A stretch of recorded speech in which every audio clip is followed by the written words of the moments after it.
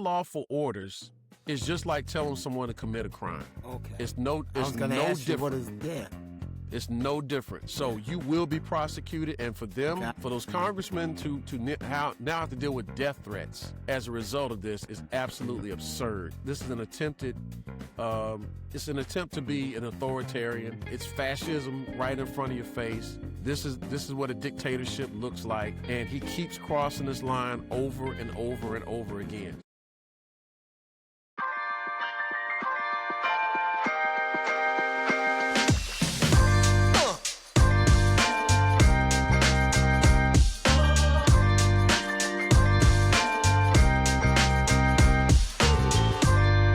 Hey, family. Welcome to another episode of our co-host special series on the Black Man's Roundtable podcast. We have another jam-packed, unapologetically black episode for you. So let's get it. Bobby, Rodney, how you fellas doing today? Yo, man. Doing great. Doing great, bro. Thank you for asking. Yeah, Looking forward bro. to the holidays. Hey, man. How you doing? Hey, man, you know, keeping my head above water, baby, like Amen. that times. Amen. You already know, right? I know what you mean, bro. I'm barely hanging in there, man, but I'm keeping my head above water. But look, guys, we have some great topics we're going to talk about tonight. Things that are very, very hot in the news cycle right now, and things that I believe are going to maybe end up putting even more pressure on this corrupt, absolute criminal administration that we have in the White House right now. We are going to let Bobby kick this thing off with talking about the death threat that was made by the White House for these Congress people who are basically telling all of the active duty military members to not follow illegal orders. So, Bobby, I know this is very almost personal to you. I know how passionate you are about this subject. So, Bobby, without further ado, kick it off for us, brother. Yeah, brother. Thank you, brother. So, as we all know, a few days ago, the current occupant of the White House made death threats to members of Congress for this reason. For members of Congress who were telling our active military personnel that you do not have to obey illegal orders, okay? Now, this is something that is commonplace that we know. Those of us that have served in the military, you do not have to follow an illegal order, no matter who it comes from, okay? So some people may not understand what that means. So let's just quickly given an understanding about it. If you have something that endangers the safety of your fellow soldiers that you serve with, right? And what I mean is something as simple as, there's a minefield, right? Of course, there are going to be things that happen during the course of war. But if you know there's a minefield up ahead and you have a POW captured and you send that POW out to see if there's any mines out there before the rest of us go across, right?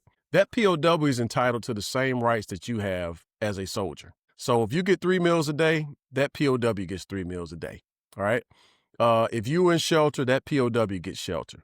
You're not supposed to do anything related to torturing anyone that's captive. You're not supposed to do things like shoot at civilians, bomb hospitals, anything like that. We have to abide by certain things called under the Geneva Convention. Okay. Which was after World War II. So we are all to abide by that. There are actual rules to war. So no matter who gives you that illegal order, you do not have to follow it. There are consequences to it if you do. So yes, you will be put under the Uniform Code of Military Justice, UCMJ. So you will be tried under a military tribunal for your actions, for what you did, should you do so. Now, I believe these congressmen did this as a preemptive measure to let our fellow soldiers know, because they know how corrupt this man is sitting in the Oval Office. Okay. They are just letting them know that, hey, if he tells you to do something, or if he issues an order, no matter who it's coming from, if he issues you a crazy order to do something against the Constitution, you do not follow that order. Simple and plain. Your oath is to the Constitution, not to one man, not solely to the president, whoever the president may be, not to a political party.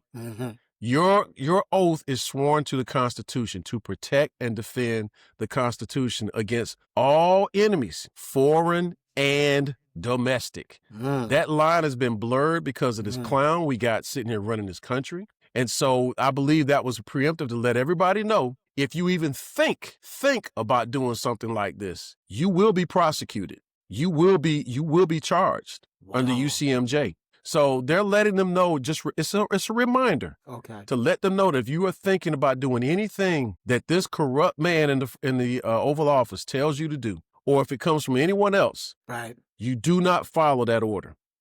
So we've gotten so political. If someone said, hey, we want you as an individual to take out all Democrats because we only want Republicans serving in this platoon. We don't want any Democrats. So you take out any of those because we only want Republicans serving. That is an illegal act. It's a crime. Okay. So it's things like that you have to have a reminder, because people are capitulating to some of the most simplest things in this country. We're now talking about pedophiles, pedophilia, which really shouldn't be up for debate for any question whatsoever. But you got people defending that. Right. We shouldn't be surprised at anything now that happens as far as what is being charged certain people in this country. So you have to basically separate yourselves from that. You have to think, and that's what they're doing, is reminding everyone of that. So to hear a death threat being given by, again, the person in the Oval Office running the country is absolutely absurd. It incenses the likes of me and anybody else who's ever served, because to call for the death of congressmen, male or female, doesn't matter. And then to try to say it's seditious and somehow, and this is the man that led the charge on January 6th, for the nerve to sit up here and talk about sedition, Man in the mirror. Of all people. Yeah. So to even put that in the atmosphere just shows how far away we've gotten away from just simple political differences. To now to have this be like a bloodbath, a blood war against each other over a difference in politics. Right. And we've gotten too politicized long before now. But right now it's so hyper politicized that it's gotten absurd. And you hear people saying and seeing people say things on social media that would conform to that. It just shows you. Now let's think about this for 1 second. Remember back when everything happened around 9/11 and we were dealing with the whole concept of radicalized Muslims, right? Terrorists. We were so radicalized about everything. And a lot of people were basically turned on to be a part of those radical groups, if you want to call them that, because of what things they had seen and heard on the internet. And here you have now, in the current state of affairs in our country, where the same thing is happening, except it's domestic, right? People are being radicalized to do things that are, or to even think about things that are so incensed and crazy like this. So I think that's the reason why it was done. I'm sure of it, because they've already embarrassed themselves, if you ask me, by Pete Hegseth having that meeting with military brass, upper military brass, and telling them, about them not being in shape and woke is dead and all this other stuff. You're playing with fire. That's all I'm saying. You're playing with fire. So I just want to make sure we put that out there for everyone to understand. Unlawful orders is just like telling someone to commit a crime. Okay. It's no different. It's no different. So you will be prosecuted, and for those congressmen to now have to deal with death threats as a result of this is absolutely absurd. So we see that this is an attempted it's an attempt to be an authoritarian. It's fascism right in front of your face. This is what a dictatorship looks like. And he keeps crossing this line over and over and over again. So we'll see what happens down the road. But this administration will crumble. All of this stuff is unsustainable. It's not.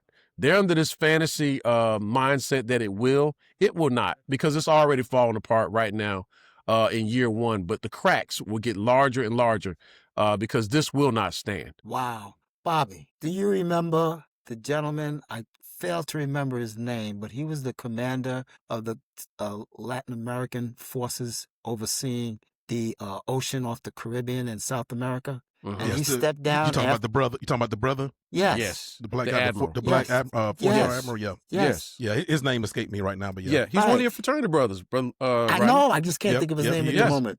Blame it Yeah. on my head, not my heart. But Yes, sir. but the bottom line was, when he stepped aside, it was after he had been given orders apparently he didn't want to follow. And Mhm. now, correct me if I'm wrong, but those folks who implemented, the officers that implemented those extrajudicial killings of the boats off of Latin America are worried now that they're going to be in charge of receiving charges for that, because the order they followed is questionable. And one other thing, Bobby and Rodney, you can hit me on this also. But it seems to me that the current law does not call for the death penalty for disobeying. It's up to 20 years, I believe. It's not I a don't know the death. maximum penalty off but the it- top of my head. Yeah, but it's not death penalty. No. That's not in the books anywhere. So, No. and I listened to the press conference. I mean, the press statements that they made, or the advertisement that they made, the Congress people, and they said illegal orders. They didn't say anything about legal orders. So if I'm the POTUS, I wouldn't be upset with anything they said unless I already had in my mind to issue some illegal orders. Why would I be upset? Exactly. Can I give you another example? Please. Do you remember when Colin Powell went in front of the UN Yes, sir. and told the world and told the UN that Iraq had weapons of mass destruction? Yes, sir. Okay. I remember. After he made that announcement, not long after that, he resigned from his post. Yes. And I fully believe he did that because he knew the information that he was given. And he may not have known it at the time. At the I don't time, believe Colin I don't Powell think so. Right. I believe he's a man of character. Yes. Yep. I believe once he realized you gave me some false information to go up there and speak in front of the UN, he resigned. Yep. They After that, used he the wanted brother. nothing to do with it. If you Yep. notice, he Yep. stayed as far away from Yes, the he Bush did. administration Yes, as he did. possible. Yes, he did. And the only thing you heard after that was his endorsement of President Barack Obama Yes. after that. Yes. But he stayed as far away because Yes. he knew that if you willingly go up there and you give information like that, because we're Right. going to bomb that country, we're going to invade that country, Right. right? Which is what we did without a declaration from Congress, by the way. Let me remind everybody about That's that correct. as well. That's correct. So he didn't want to be a part of that. I believe he said, I don't want any part of this. Right. I'm going to step away Right. from my post, because if you ask me to do something that violates the UCMJ, Right. you're not going to have me prosecuted. You're not going to use me as a pawn in this. But remember, that was Donald Rumsfeld and Dick Cheney at the time Correct. as vice president that was pushing that narrative. Yes. And they gave him that intelligence to read, to the UN, because we got to get access. We got to get access. We got to get approval to go into those countries to do what we did. Right. So we had to justify it somehow and tie it into 9/11. Right. That's what happened. So I just want to give you that example out there. I know, Rodney, you may want to add in on this as well. But I wanted to add it in. As soon as you said that, that's Right. the first thing that came to mind is what General Colin Powell did. Right. Yeah, in fact, Bobby, when Rodney chimed in about his questions to you, though that is exactly what I was going to kind of cover down on after Rodney was finished with the question that he asked you, which is what I was going to talk about is all service members need to understand that you are not going to be able to use the excuse of I was just following orders. Right. It does not work that way. That's right. I've said in a previous podcast right here on this platform that if and when we get an actual serious president, Republican or Democrat, Right. in the White House who believes in true law and order, who believes in the Constitution, who believe in the people of the United States, they're going to watch and they're going to see these people, civilian and military, Right. get called back, and they are going to prison. Yeah. They are going to trial. They are going to prison, because you're not going to be able to get away with. They better do what that admiral, that 4-star brother admiral that we're talking about, who said, you know what? I'm out of here. I'm not going to do this. That brother understands that he's going to be, you can retire all you want. Right. You're going to be called back onto onto active duty to face UCMJ. So just what they're trying to do with Senator Mark Kelly, the astronaut and the retired Navy officer, is that he's the only one that made those statements, that made the statements letting the military people know that they do not have to follow unlawful orders. But what they are trying to do to him, acting like they're going to call him back on active duty to face UCMJ, Uniform Code of Military Justice. First of all, they're not going to do it because he didn't do anything. Right. Second of all, just what they're threatening is just what they're going to get. My question is, you see what I'm saying, Rodney? Yeah. It's all, these people are good at projecting. Ooh, they are good at gaslighting. And that's what it is. It is a shit show, just like everybody calls it when they're talking about the media. They know exactly what they're doing, but they're going to get a little taste of their own medicine coming up, I guarantee you. And I don't know whether they're trying to get feelers. I don't know what they're doing. I think part of it is to try to intimidate those retired military people to shut up. But my question is, and I probably should have researched this, is that, because I don't believe it's the case, is that the commander-in-chief, is he subject to UCMJ? Is he subject to the Uniform Code of Military Justice, right? Now, he's not a uniformed person, obviously, civilians run, though. But he's the commander-in-chief. And I wonder, though, here's what I wonder. Right.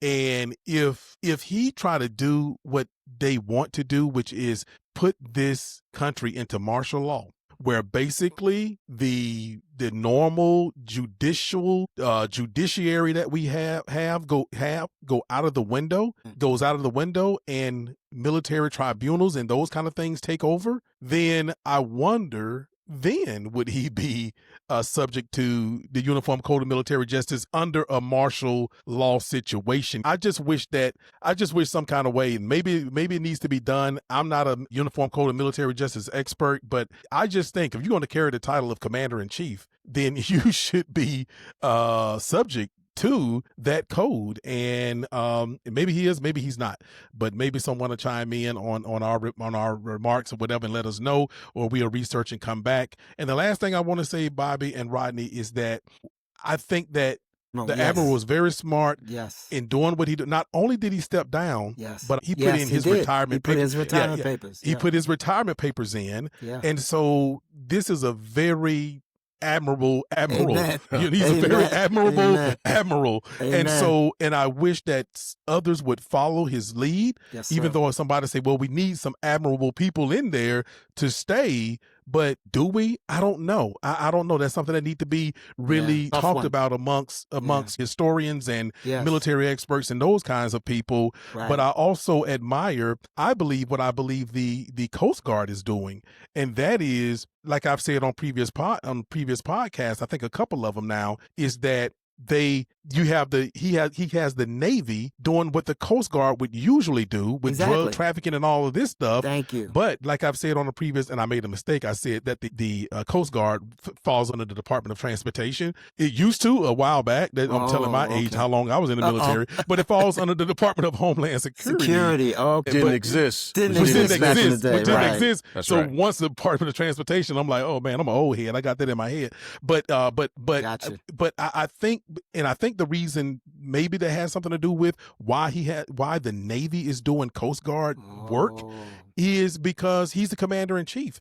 He tell the Navy do this, the Navy does that. Well, with the Department of Homeland Security, you need to go through that department head. The department head, the Secretary of Homeland Security, and this guy may be like, look, I don't want anything to do with this. And so he shouldn't be giving direct orders to boats, to the Coast Guard, because we're not in war. Now, in wartime, the Coast Guard falls under the Department of Defense. I'm not going to say that, y'all know I'm not going to say the Department of the other thing. But it doesn't fall up under the Department of Defense. Name. The legal name until Congress changes it. But so that's I think is some other, I think, admirable things that are going on with the military. I just think some people are doing some right things and they covering themselves. They understand that this man is not going to always be in the White House. But for those, and I'll get off the soapbox here because I know this is your segment, but for these idiots, for these straight idiots, man, who are thinking that it's not gonna come back on you. It's coming. I tell you what, you better learn some history. You better know what's happening, because you're not going to be on top forever. They are coming after you. I'm gonna tell you, like some black grandmothers, you better sit your tail down somewhere. They coming to get you. I heard that a lot of these soldiers are lawyering up. They're getting lawyers. I'm sure. Yes. Yeah, I'm That's what I sure. heard. And I got his name. His name is Navy Admiral Alvin Halsey. That's it. Thank you, bro. Thank you, That's bro. him. Appreciate I you. had to look that up. Good looking out. Holsey. Good looking out. Yes. Yes, Holsey. And the Excellent. mere fact that we even have to talk about a commander in chief, doing such a thing. I mean, we can disagree on policy all day long, or which side of the political spectrum you fall on. But the fact that we have someone as the commander in chief that would even put those things out there, and even with the strikes on the boats, making, again, these ridiculous claims about how many American lives are killed by one person bringing drugs into the country. But even if that be the case, they've had some bombings where there have been survivors, and they didn't bring them in, for charges. They sent them back. They told them they can go back home. How do you bomb someone, and if you have survivors, and say, oh, hey, my bad. Hey, you good. Go back home. Yeah, all right. No. And Bobby, let me ask you this: either Bobby or Rodney, have you guys? Maybe I've missed it. Have you guys seen where, like, when the Coast Guard do their work and they go get the drug drug cartels on the waters and even on shore, how they'll line up the drugs and they'll have the video of the drugs. They'll line up the weapons cache and stuff. Has anyone seen that at all? No, sir. Nope. Okay. Nope. There's been no interdiction. There's been no arrests. So, but these I think almost like 100 No due people have been process. killed, Yes. and no one. We don't even know. I mean, they just killing killing law and order. They killing he cares nothing fishermen. about law and order Yeah. or the Constitution. He does not care. He does not care. He's a rogue person in the Oval Office. I don't give him the respect, the title of the name. No, I don't use give the him name. respect. Yeah, No, I don't. Yeah. You don't take 47. it seriously. I'm not going to give it to you. No. Yeah, I'm 47. not. Bobby, you and Rodney know, and I think Rodney has done this too. Bobby always have lit him up on this platform. Rodney and I think we've both tried our level best, man, to not just call this guy stupid but look, man, it is when you're messing with the military, you're starting to fool around with generals, people, and not just because you and I are veterans, but Rodney, people. Right. Civilians they don't like when you start messing with the military like that. Bro. And so, and it is to the point where it is just like, man, these are clowns. These are straight freaking clowns. Well, my closing comment on this section, my friend, is this. I recall, I think it was General Milley was in the White House at the time. And the president at the time, who's currently serving, wanted to have the military shoot protesters in the legs to get them out the way because he wanted to go show his Bible in front of some church. Do you remember that? Yep, absolutely. And they advised him not to. That was what I would consider an illegal order. Yes, it was. Okay. Yeah. Okay. Had they done it, yeah. Okay. Yeah. Okay. It'd be Wow. Leavenworth. It's tough, bro. It's tough. Yep. So great all right, segment, thanks man. for great segment, Bobby. It was a good way to kick it off, and Yes, sir. you allowed us to let off a little steam, so that's good. Right. So Rodney, your segment is next, and you are going to talk about a little Thanksgiving for the ancestors. Rodney, take it away, sir. brother. Thank you, my brother. I know there's a lot of question about whether blacks celebrated Thanksgiving in the past.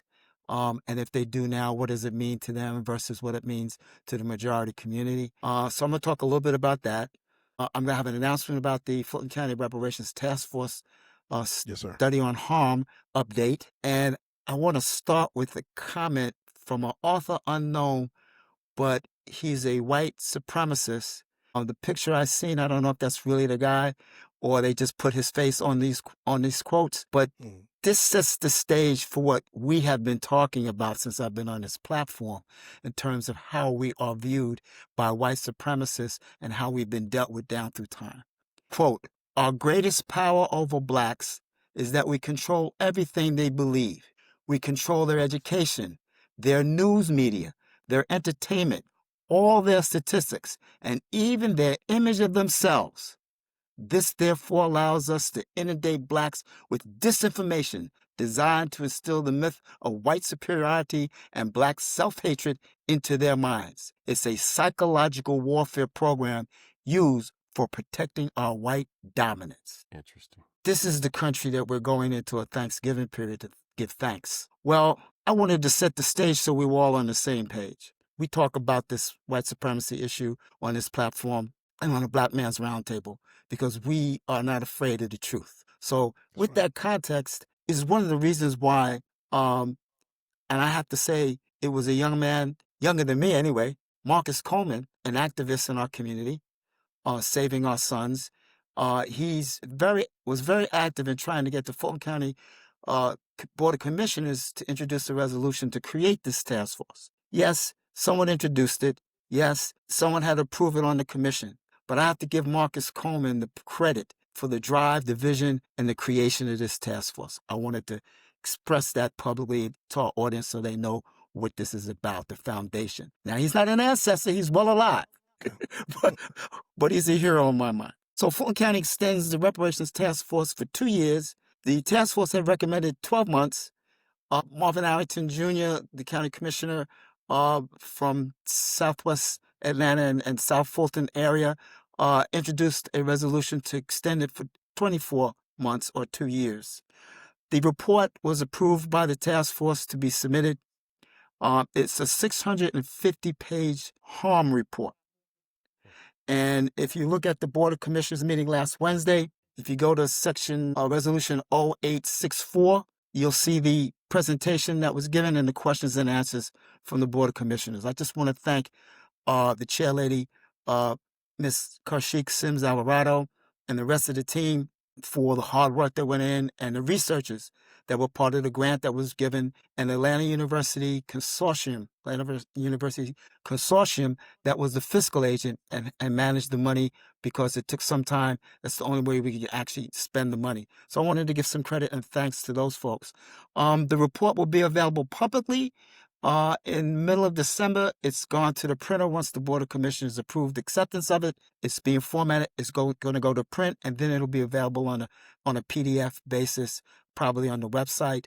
And there are going to be a limited number of hard copies because it's 650 pages, and we don't have enough money left in the budget to print very many copies. So there may be a request to get additional funds to print more hard copies, if you will. Which leads me into one of our ancestors that passed on Monday this week, Viola Ford Fletcher. She died at 111 years old. She was one of the 1921 Tulsa Race Massacre last survivors. I wanted to give the audience a little bit of the story on her background so they could understand why I'm honoring on this Thanksgiving this heroine. Miss Fletcher was the last survivor of the 1921 Tulsa Race Massacre in Oklahoma. She spent her last years seeking justice for the deadly attack by a white mob on the thriving Black community where she lived as a child and has died at 111. Her grandson, Ike Howard, said Monday that she died surrounded by family at a Tulsa hospital. Sustained by a strong faith, she raised 3 children, worked as a welder in a shipyard during World War II, and spent decades caring for families as a housekeeper. Later on, she left town and moved back, and she passed away in her hometown. Quote, Tulsa was mourning her loss, end quote, said Mayor Monroe Nicholas, the first Black leader of Oklahoma's second largest city. I think he was elected last year. The mayor said, quote, Mother Fletcher endured more than anyone should, yet she spent her life lighting a path forward with purpose, end quote. She was only 7 years old when the 2-day attack began on Tulsa's Greenwood district on May 31st, 1921. After a local newspaper, not from our community, published a sensational report about a Black man accused of assaulting a white woman. As the white mob grew outside the courthouse where the defendant was held, Black Tulsans with guns who hoped to prevent the man's lynching began showing up. And Bobby and Rodney, they were recent veterans from the war who came home. That's correct. And they had their weapons on them. Yep.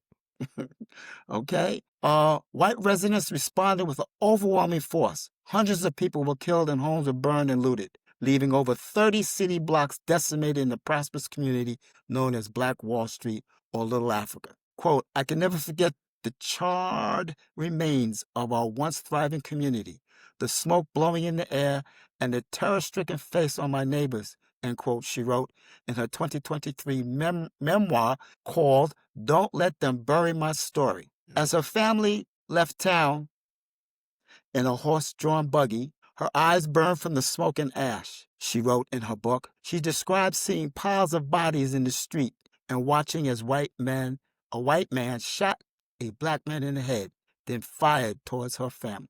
Imagine that, 7 years old, witnessing this and keeping it quiet. She told the Associated Press in an interview the year her memoir was published, the fear of reprisals influenced her years of near silence about the massacre.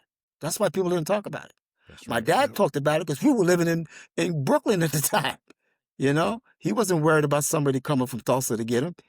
She wrote in the book with Howard, her grandson, who said he had to persuade her to tell her story. Quote, we don't want history to repeat itself, so we do need to educate people about what happened and try to get people to understand why you need to be made whole, why you need to be repaired, end quote. Howard told AP in 2024, quote, the generational wealth that was lost from homes and all the belongings, everything was lost in one night. Father Fletcher, who in 2021 testified before Congress about what she went through, and her younger brother, Hughes Van Ellis, and another massacre survivor, Leslie Benefield Randall, brother Randall, in a lawsuit seeking reparations. The Oklahoma Supreme Court dismissed it in June of 2024, saying their grievance did not fall within the scope of the state's public nuisance statute.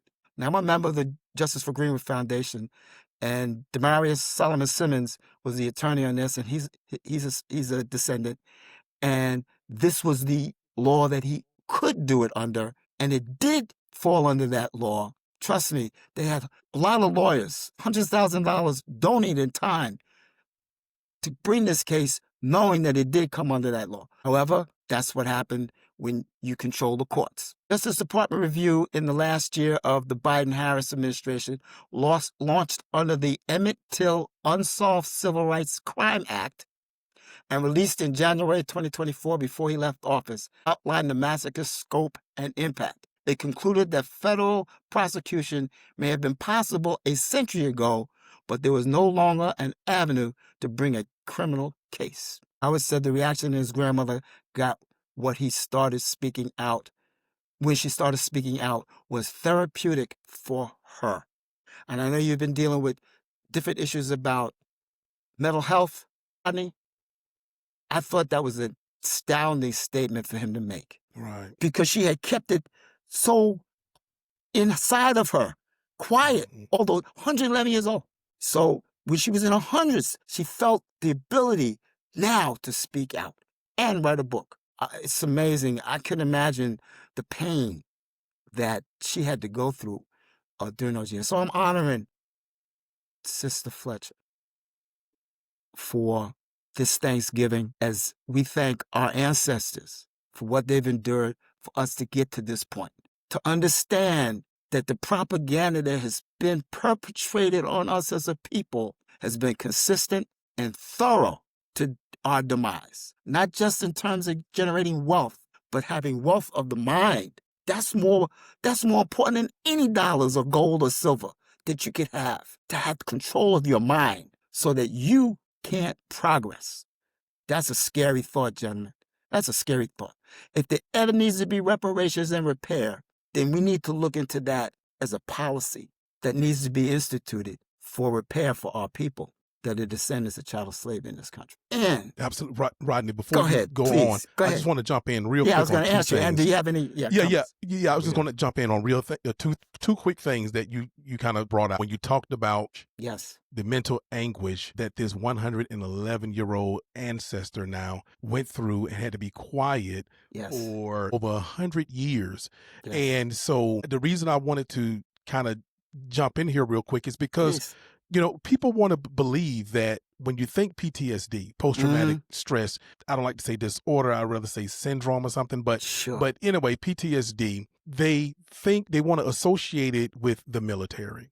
all the time, right? But I'm gonna tell you, in our community, man, I'm not gonna say most because I haven't done the study, but I have been a black man for over 50 years. And one thing I can say is there's no doubt that so much of the PTSD in the black community comes from systematic racism in this country.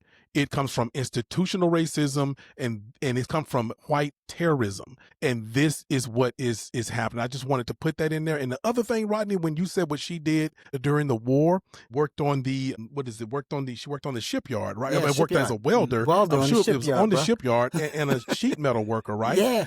What people need to remember is that black Americans were made to do some of the most dangerous jobs during those wars back in the day. During World War II, during World War I, loading up ammunition. So many died of things, them being exploded or burned to death, working as welders and all of that. So I just wanted to say that this sister survived a lot of stuff. She survived those dangerous shipyards. Yes, she sir. survived Tulsa, and God knows she did not look 80 years old, let alone 111. Black don't crack. So thank you.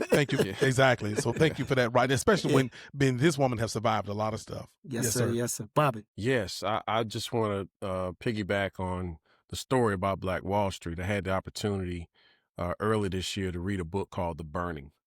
Okay. And it captured everything from the beginning. That editor of the newspaper that you mentioned, Yes, or the sir. owner of that newspaper, Yes, sir. he tried to pull those copies back. He'd already published about 150 Yes. plus copies about the young man that allegedly tried to sexually assault a white woman. It was in an elevator. Correct. And the story is what really happened was that he tripped and just kind of stumbled into her, and she got to screaming.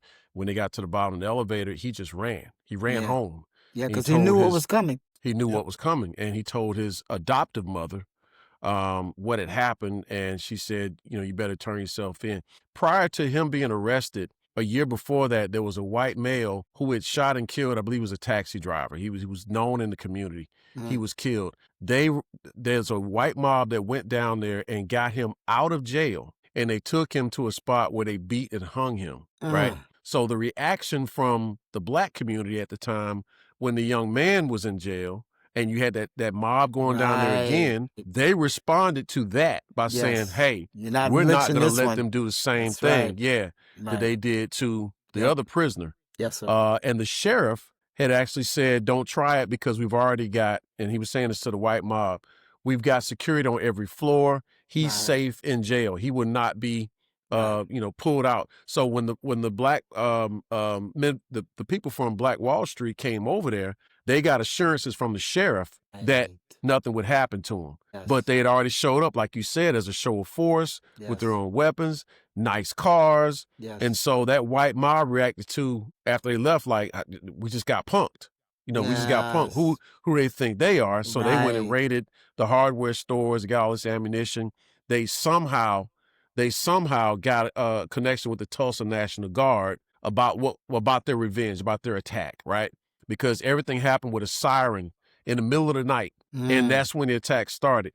So the residents of Black Wall Street was just simply outnumbered. They fought very hard to survive, and the young man that was in jail, the sheriff did protect him. He actually sent him to Kansas City during that time. So he actually came back looking for his adoptive mother after this all happened. He did come back to her tent where she was staying at just to show her he was alive and he was okay. He didn't stay long, but he did let her know that he was alive, that he was okay.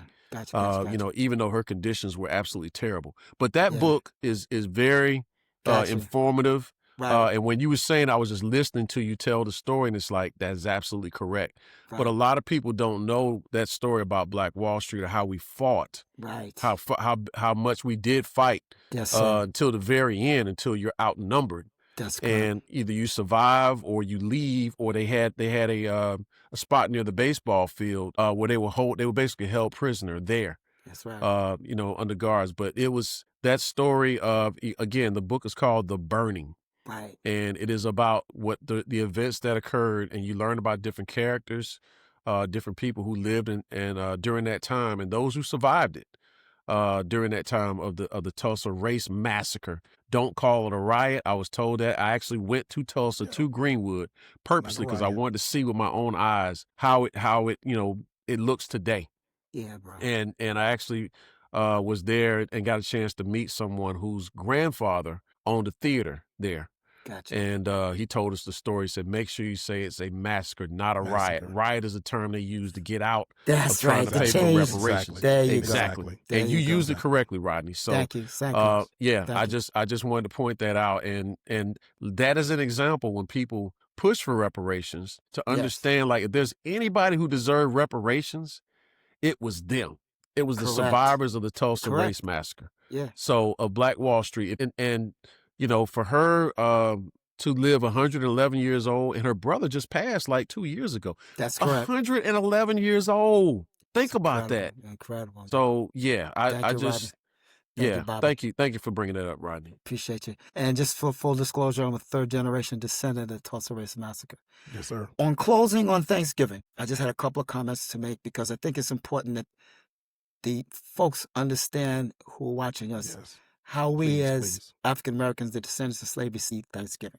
First and foremost, I view it as the day of mourning in which I wish that our Native brothers and sisters had an ICE department when the colonizers hit the shores that sent their butts back. We wouldn't be having this problem now. But when I say day of mourning, it's in honor and reflection for the harm that was done to the natives of this country and this land and the nations that were decimated by those that came here seeking refuge from whatever was plaguing them from back home, whether it was famine, oppression, but they came here. So I don't celebrate Thanksgiving as honoring the false images that they taught me in school about turkey and pumpkin pie. That didn't happen. Okay? Yes. There was a meal, yes. There was an interaction, yes, but it was not what we were told that it was. Because shortly after those folks were here as guests, they wound up decimating those nations, taking over the land as if it was theirs, and decimating several tribes. So I don't think of it that way. My memories of Thanksgiving are related to my elders. It was an opportunity to see my elders that I didn't see often or every day, to share a meal, to share our culture, to share stories, to bond. That's what the day or this period of time is to me and my family historically. And I think there's something that we missed in this that I want to leave with you that I thought was very interesting. There's been a big effort to disclaim the story that during this time of the year, there's two issues, Rodney, I'm going to segue to you in a second on this last one. That was the time when the colonizers would celebrate, quote, Thanksgiving, and they were so occupied that this was the perfect time that our ancestors who were enslaved would escape. Yes, sir. Okay? Now, you're going to get some historians say, oh, that's fictional, that's not true. Nah, bro, it's true. Okay? So that's the other part of Thanksgiving that I remember and I try to think about during this time and honor my ancestors that were brave enough to seek their freedom during this opportunity to get away. And then the last thing I want to say before I pass it over to you, because you're going to be talking, what's your subject going to be? Black Friday, right? Yes. Okay. Black All Friday. Right. Okay. So here's another story that they want to say is not true, but it was during this time of the year that slave owners would sell their excess slaves at a discount, and they called it Black Friday. Come get the discount. I'm cleaning out my inventory. I'm starting over. Come get the discount.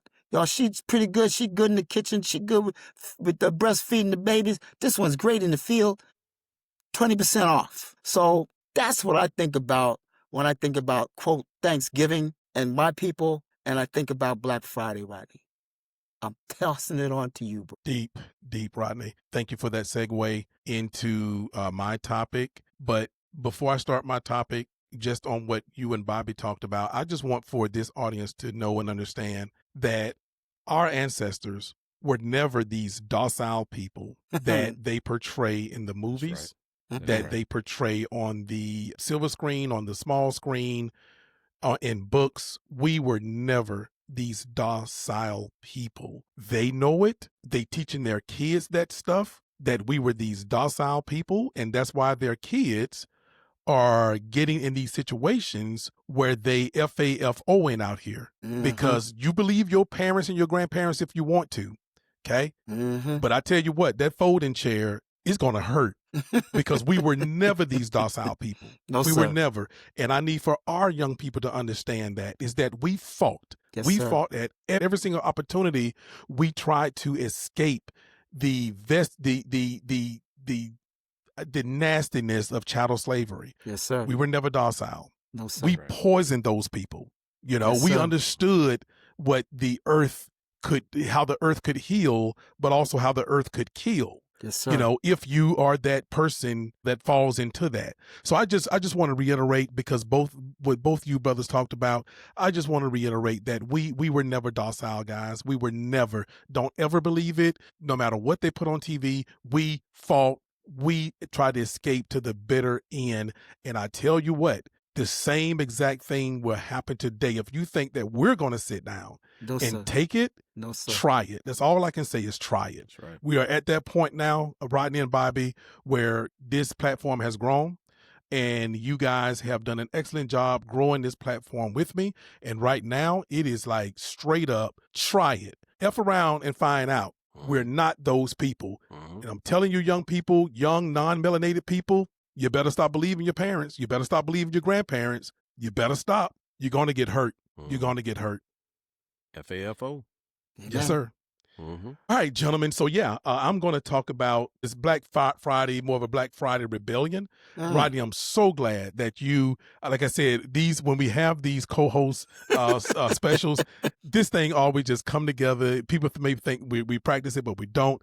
And just how you just welded that thing into letting people know what the original Black Friday really was, and that was the selling off at a discount of people, of melanated people. So that should be enough right there to make people say, "What? Maybe I should rebel against this."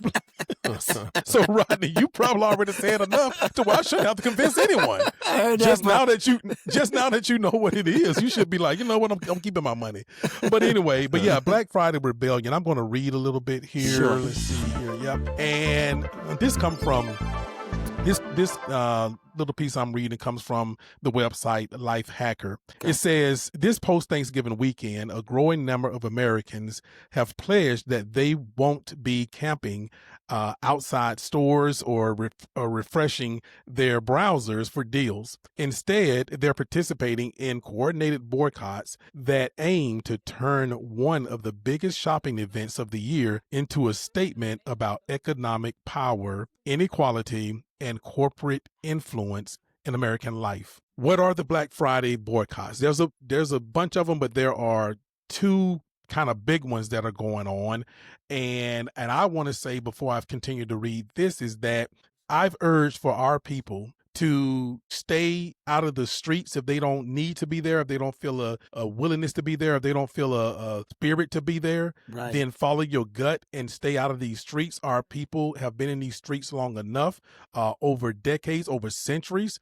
And so, but I do appreciate the No Kings and what some of our primarily non-melanated friends are out there doing. But what I appreciate too is that they are also starting to get on board with us with the economic boycotts, because that's what we are perfecting now. We have perfected marching in the streets. We have perfected that. But now I think, as melanated people, as Africans in America, we are now perfecting economic boycotts. So anyway, what are Black Friday boycotts?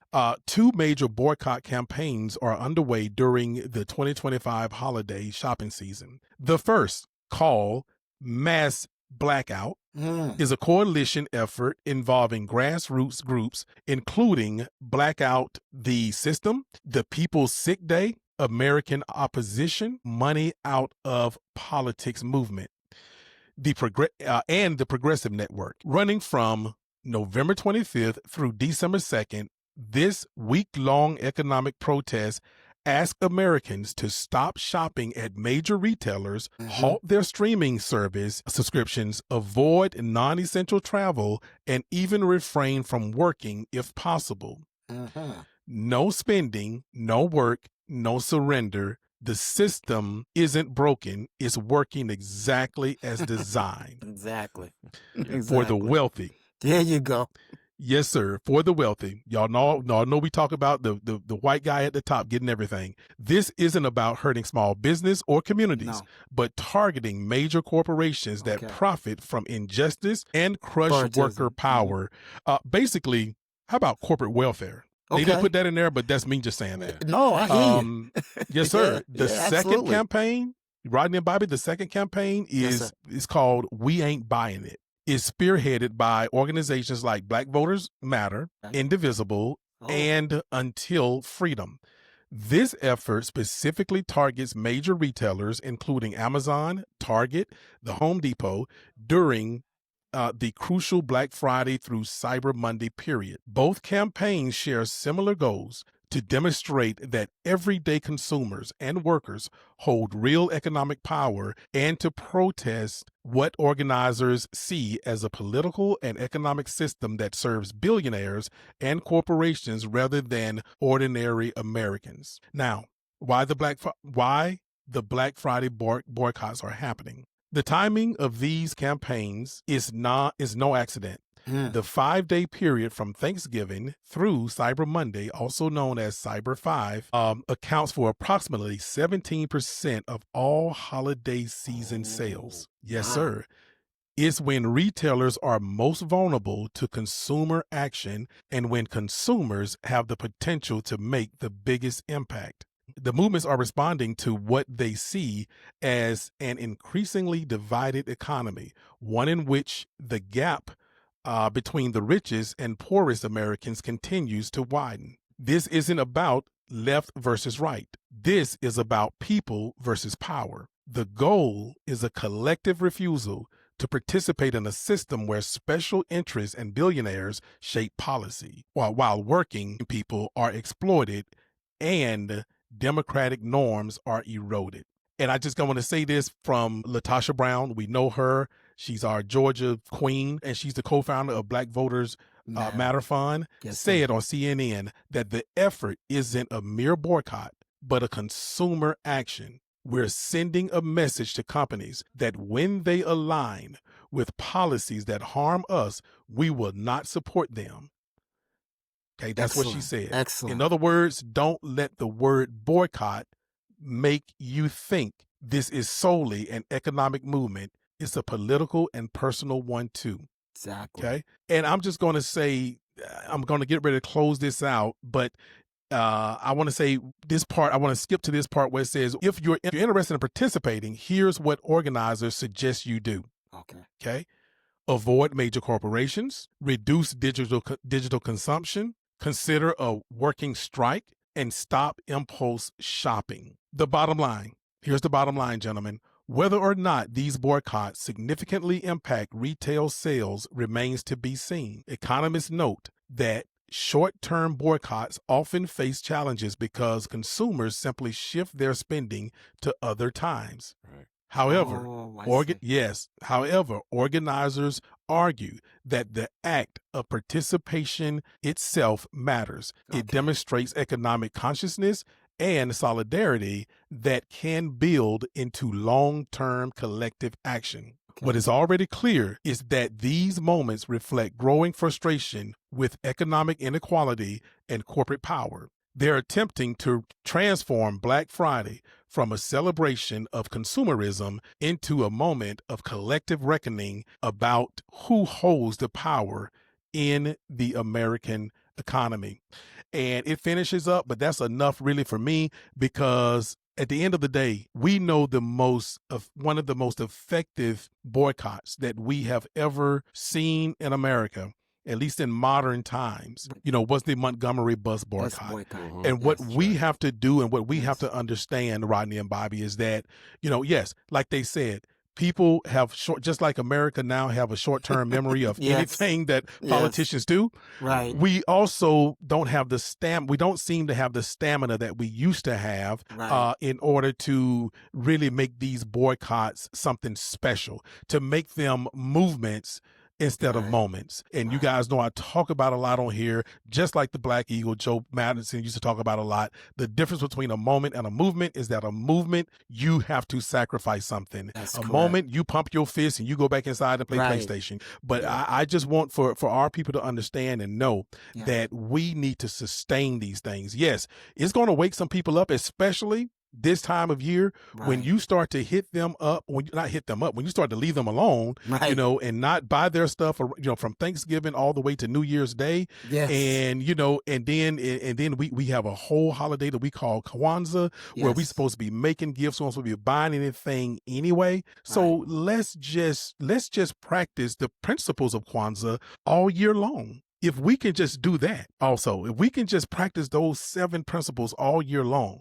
then guys, it will send a message. It will send a message to these these true welfare recipients in the United States, who are your Bezos and your billionaires that goes on in front on these magazine covers. These people are the true welfare queens. Gentlemen, what say you? Agree. I think that we talk about shopping black. So what if you're going to spend some money during this period, you spend it with your own folk. Keep it circulating in your community. Yes, sir. I agree. Let the big box and the big companies understand that we count. We spend our money and it counts. So that's the only way they're going to hear us is through that. The only way. We as a community, we spend trillions. Yes, sir. We spend trillions, and we've talked about numerous times on this platform about how that dollar does not circulate or last within the Black community. It's there and it's gone very quickly. So I agree with that stance. I've taken part in the economic boycott, especially against Target. Yes, sir. I'm still abiding by that. Yep. Me too. So we know the power that we have economically to make choices against these big corporations, and we see what the effects have been with Target, with changing their management, the head of their CEO head. We've seen their stock take a beating. So it's been proven. These things have been proven tactically to work. It's just a matter of discipline and sticking to it is what we need to be more cognizant of as a community. In this time of year, I think our liberation going forward, we have to figure out a way to repair ourselves. We can't wait for somebody else to come and do that. And the first and most important thing we need to do in terms of repairing is to disregard the propaganda and focus on what our ancestors did for us to survive, for them to survive through what they survived. We have to get back together. Rodney, I think you talked about, we have to get back to being a family and a tribe. Yes, sir. We have to see ourselves and as family and as a tribe and not as the enemy. We have to get rid of this self-hate, and we have to break the chains on our mind that they've been perpetrating through this propaganda. Yes, sir. Go ahead, Bob. No, I just want to interject one thing Yes, sir. to piggyback on what Rodney just said, because we've talked about this numerous times about we don't love ourselves. So we attack each other on silly things. We've talked about that before. About who's you black talk about and that who's a lot, not. Bobby. Absolutely. And all it does is divide us. And we're seeing it now too, ironically, with the D9 and the church. We can talk about that another time about the whole thing about denouncing. Right. We've seen a rise in that, as though and now you're starting to see, and what really irritated me is seeing some sermons against black fraternities and sororities. And so again, that's another topic for another day, but we're seeing that division try to come forth now between all of us. So these are little tactics and things that we have to be cognizant and aware of. And as Rodney mentioned earlier, the term disinformation. We've got to stop spreading disinformation and misinformation amongst our community. And we have to take a stand against that, because a lot of times it's coming from those melanated folks like us that's doing it. Thank you. And so we have to put a cap on that as well. But we have it within us, but we just have to apply and execute what Right we on. need to do. Absolutely. Bobby, you might have just you either done one or two things. You either have basically talked about your next topic when we do All right. when we do this again, All right. or Bobby, you may have already put together, at least my head is spinning, 2-part series on the D9 and what's happening in the Black church today. 2-part series, meaning us sitting down with members of the other 2 fraternities that are out there that's not represented by the 3 of us, and the 4 sororities of the Divine Nine. So look, man, we're not just gonna sit down and let people just do stuff internally or externally. All right. We're going to hold you accountable. One of the mottos of this show is that we're going to hold you accountable no matter who you look like, no matter what you look like. We're going to hold you accountable if you benefit from our community. Exactly. And there is no other community, there's no other entity that benefits more from the Black community than the Black church. So Yes, sir. if this stuff is being sanctioned, if it's being tolerated, then we going to hold them accountable. So Bobby, I want you to put a little thought in that, and I want you to get ready to lead the way on that, because I know the things the 3 of us know the things that we're passionate about. Yes, sir. And Bobby, I know you don't play. None of us play with this D9 stuff, but bro. Bobby don't play, period. All so right. I definitely want for you to spearhead that and put some thought into that, and whether it's a special or whatever, absolutely, brother. And you can always kick it off with doing an introduction through a co-host special, introducing that to the Black Man's Roundtable. And the reason I say that, gentlemen, real quick, is that there are things that I've mentioned. This platform, this podcast has been going on for 3 years now. There are things that I have mentioned on this platform maybe 2 years ago, some of them even almost 3 years ago. That's how close it was to the beginning. Okay. And 2 things in particular. There are other things that I'll talk about. I mean, there are other things that's happening, but I'm going to talk about these 2 in particular. The reason I'm doing this, gentlemen, is because, things are starting to change. Yes, you know what I'm saying? People are starting to wake up. That's why they hate that term woke. And we use it on here. We never strayed away from it. No, sir. It's working. I'm telling you, it's slowly but surely working. And those 2 things that I would talk about that I have brought up on this platform and that it was rarely talked about, period. And that was Saturday school. I brought that up I'm talking about maybe 2 years ago.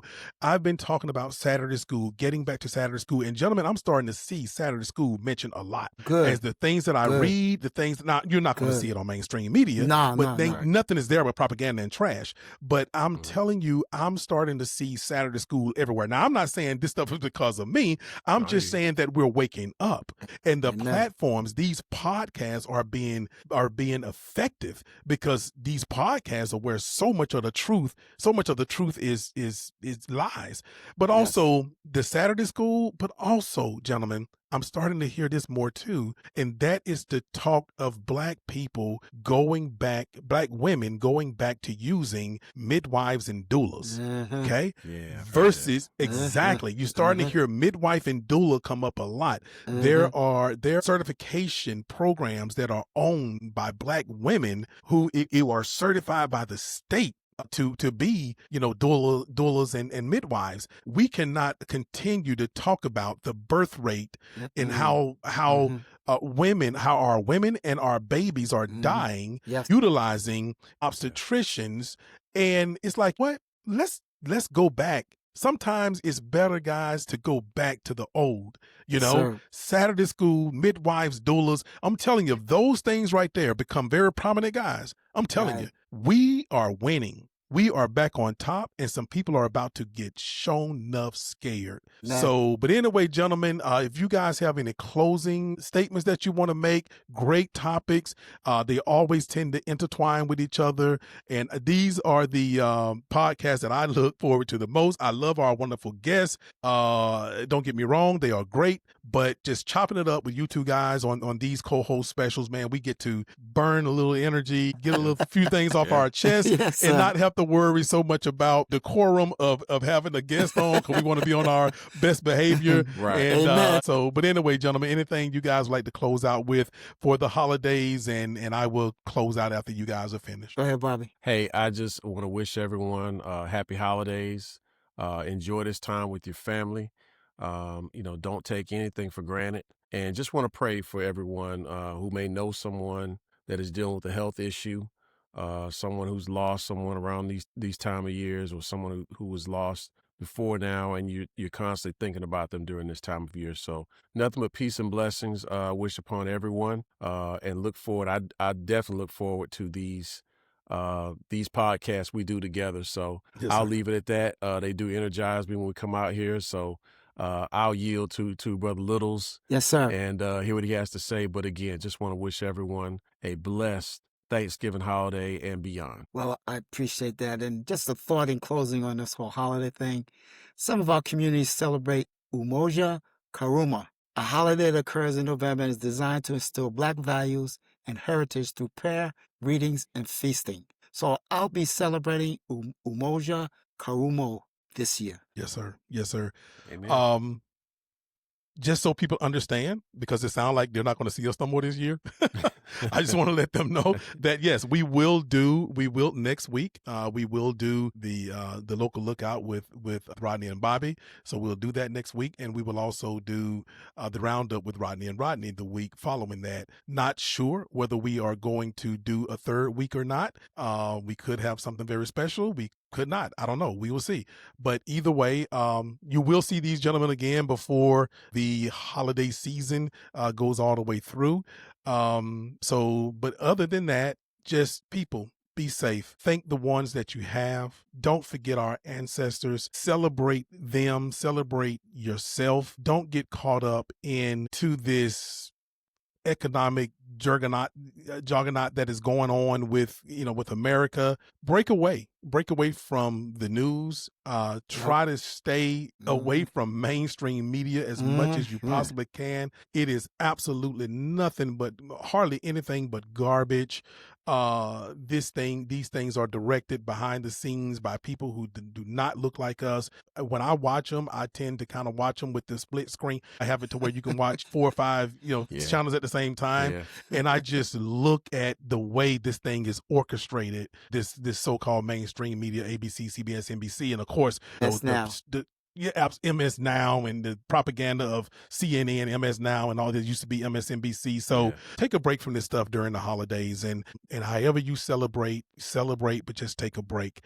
So absolutely. So Rodney, Bobby, man, another great episode, and I really appreciate the passion that you guys bring to the table, man. And so with that, catch the Black Man's Roundtable podcast the third Thursday of the month. Also catch the BMR's Roundup with Rodney and Rodney the second Thursday of the month, and the BMR's Local Lookout with Rodney and Bobby the first Thursday of the month. All episodes drop at 7 p.m. Eastern time. Until next time, we'll see you in them suites and them streets. Peace. Peace. Hey, family. If you like what you saw, visit our website at blackmansroundtable.com for more information or to check out more content. Until next time, we'll see you in them suites and them streets. Peace.